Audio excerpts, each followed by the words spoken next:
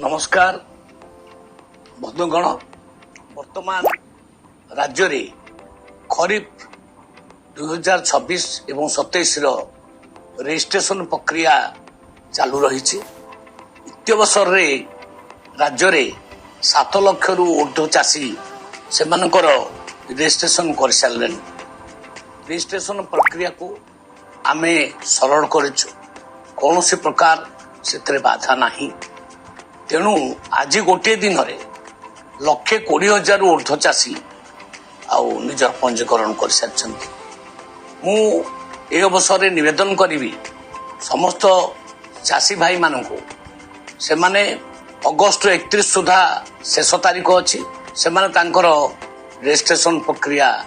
सारी दिंतु एपाई आवश्यक दस्तावेज रेडी करंतु एवं निकटस्थ टैक्स लैंप्स किंबा पानी पंचायत जो रजिस्ट्रेशन कर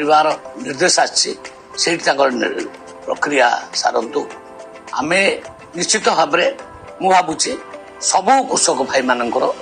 रजिस्ट्रेशन भी करवा समस्त धान किणवा ये विश्वास सरकार तरफ दौर धन्यवाद।